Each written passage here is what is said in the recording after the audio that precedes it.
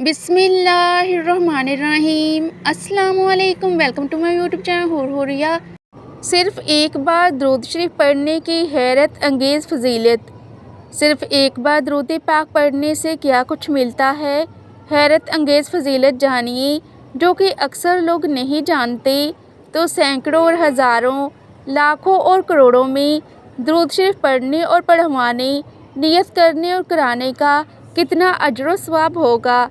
नबी पाक सल्लल्लाहु अलैहि वसल्लम ने फरमाया, मेरी उम्मत में जिस शख्स ने मुझ पर एक मरतबा दुरूद शरीफ पढ़ा, अल्लाह ताला उसके बदले उस पर 10 रहमतें भेजता है, उसके 10 दर्जात बुलंद करता है, 10 नेकियां लिखी जाती हैं और 10 गलतियां मिटाई जाती हैं।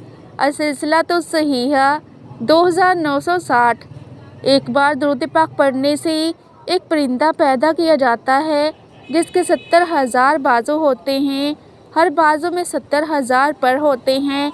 हर पर में 70,000 सर, हर सर में 70,000 चेहरे, हर चेहरे में 70,000 मुँह, हर मुँह में 70,000 ज़ुबानें, हर ज़ुबान से वो 70,000 किस्म की बोलियों में अल्लाह ताला की तस्बीह करता है और अल्लाह ताला उन तमाम की तमाम तस्बीहात का सवाब उस दुरूद पाक पढ़ने वाले के लिए लिखता है। सुबहान अल्लाह। दलाइलुल खैरात।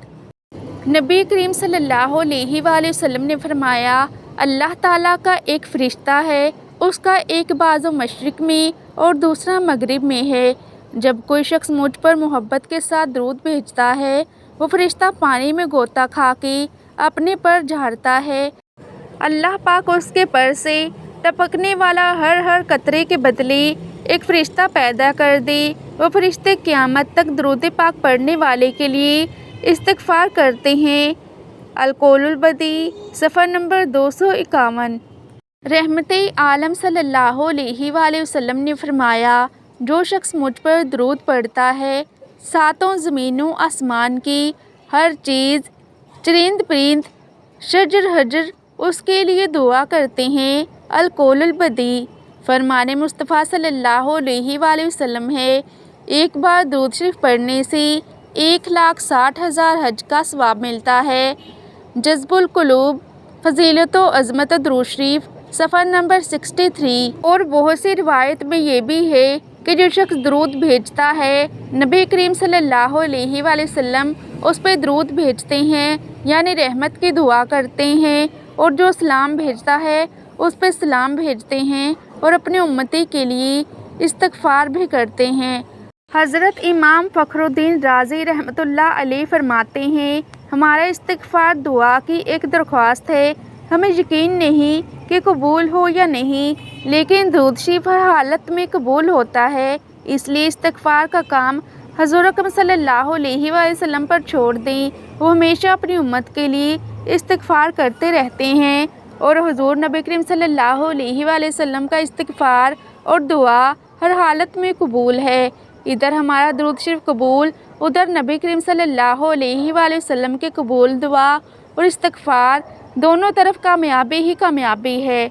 एक दरवेश के हालात में लिखा है कि आप मछलियाँ पकड़ रहे थे और आपके साथ आपकी छोटी बच्ची भी थी। आप जो भी मछलियाँ पकड़ते वो अपनी लड़की को देते जाते और वो लड़की अपने वालिद से मछलियाँ ले लेकर फिर दरिया में डालती जाती।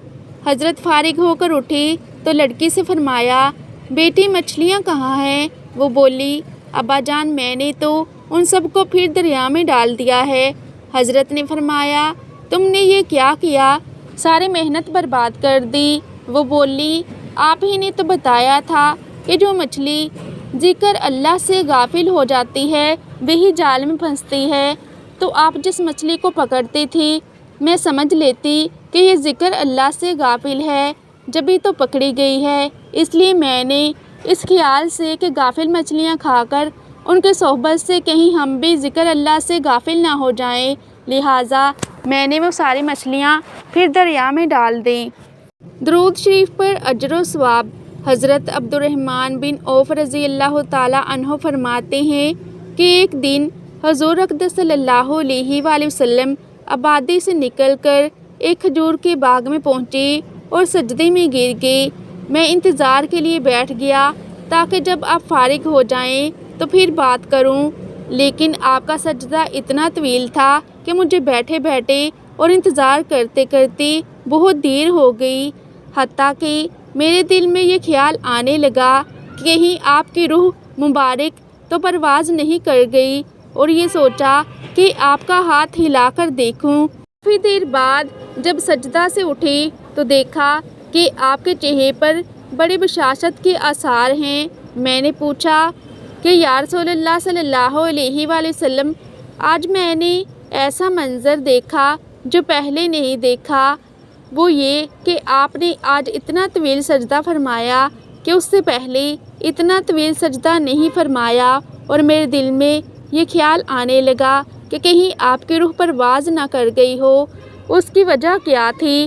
حضور اقدس صلی اللہ علیہ وآلہ وسلم نے جواب میں فرمایا کہ بات یہ ہے، حضرت جبرائیل علیہ السلام نے آ کر کہا کہ میں تمہیں بشارت سناتا ہوں کہ اللہ تعالیٰ نے فرمایا کہ جو شخص بھی ایک بار آپ صلی اللہ علیہ وآلہ وسلم پر درود بھیجے گا میں اس پر رحمت نازل کروں گا، اور جو شخص آپ پر سلام بھیجے گا میں اس پر سلام بھیجوں گا۔